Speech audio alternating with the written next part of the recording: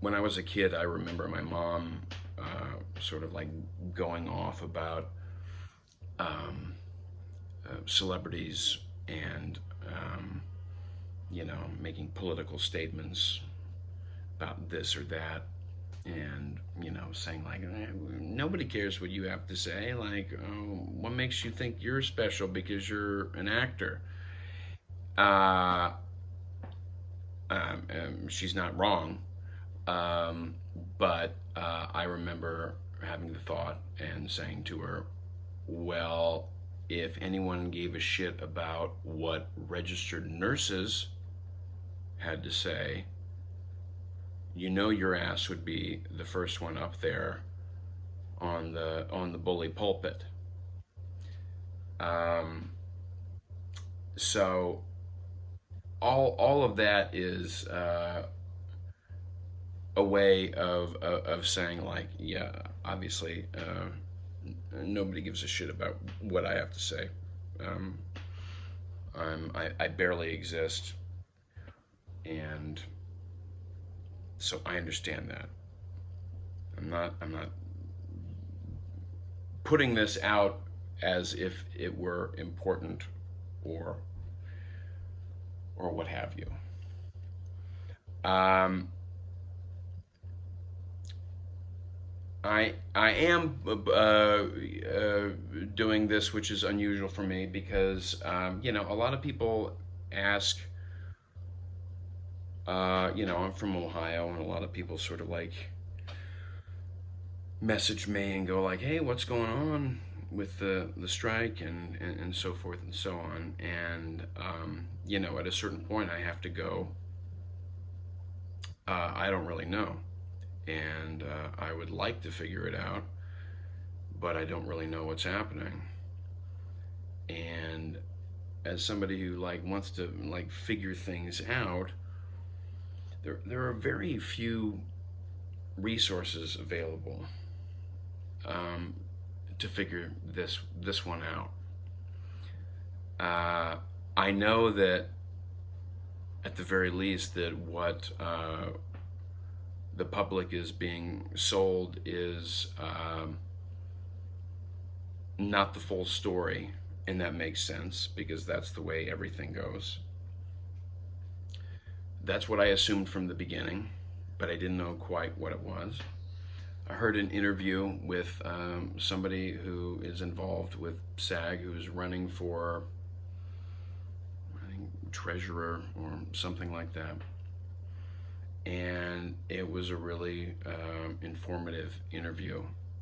And he basically just talked about how there have been many missteps that have led to this point, which makes total sense to me.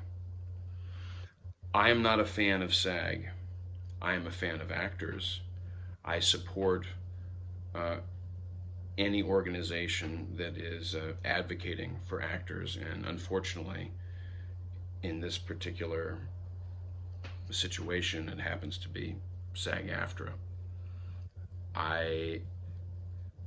I am what is called financial core, which means that I qualified for SAG, paid my dues, and then opted out using a very clandestine and bizarre, sort of list of instructions where I had to like literally cut up my SAG card and send it back to them.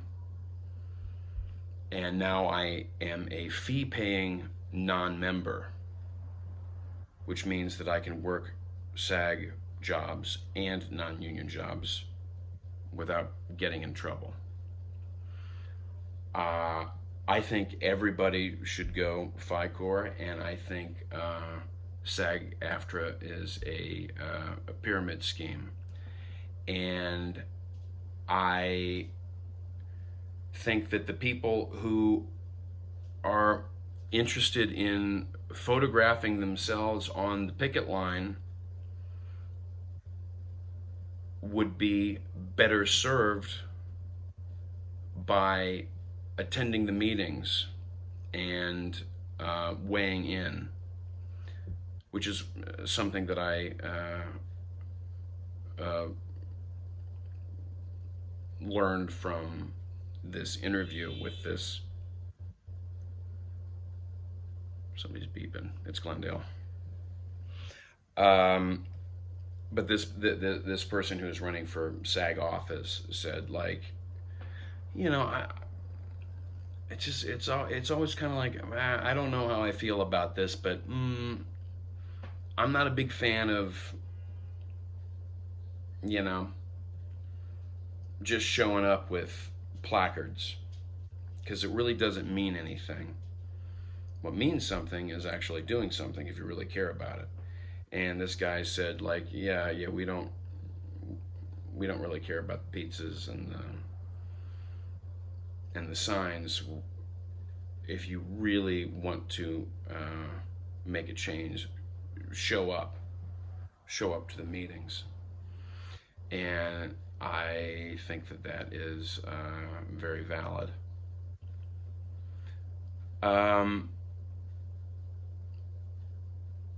SAG-AFTRA has not been kind to myself and really anybody that I know, including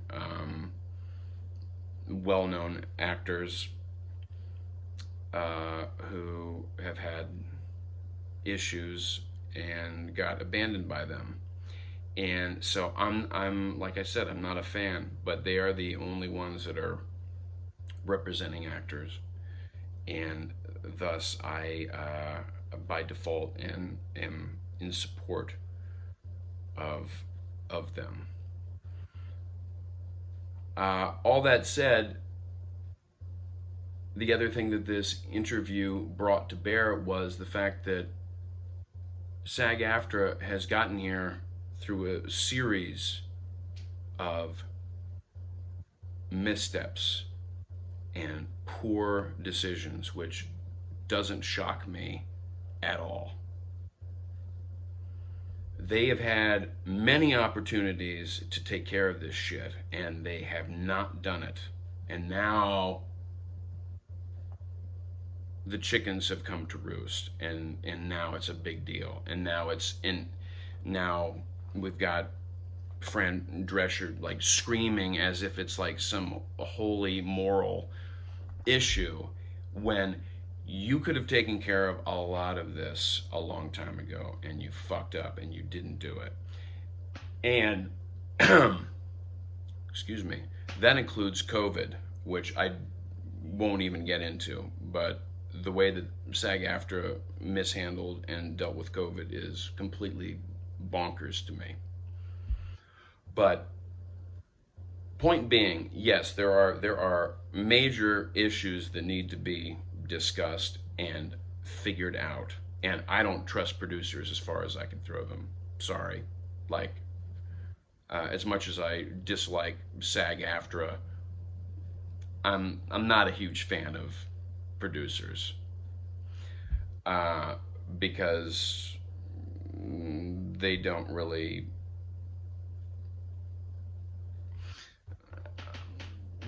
get it, and they don't really do very much. They're essentially business majors. The people that you went to college with who are business majors. What kind of business? Oh, it doesn't matter. It's just business. All right, well, you're in it for the wrong reasons. So I don't like the producers, and I don't trust them, and so I'm going to side with the devil that you know, I guess, SAG-AFTRA.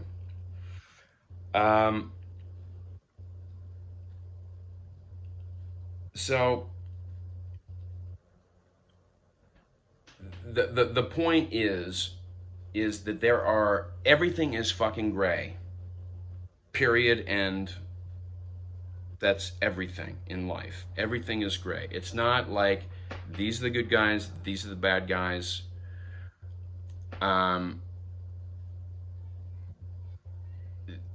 they have had SAG-AFTRA, uh, that is, they have had many chances to sort of avoid this situation, and they fucked it up because that's what they're great at.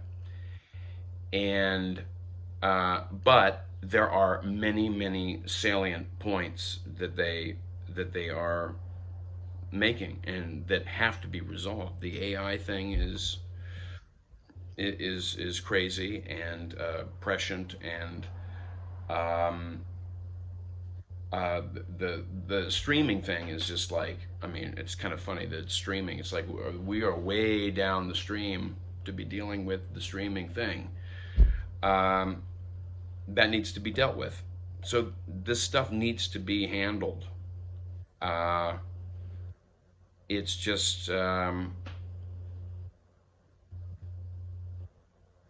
me, it's just unfortunate that SAG-AFTRA and the people who are in charge are the ones that are dealing with it, because uh,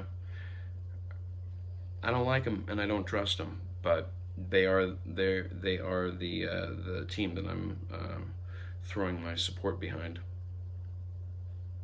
This is an 11-minute video. Nobody's going to listen to this.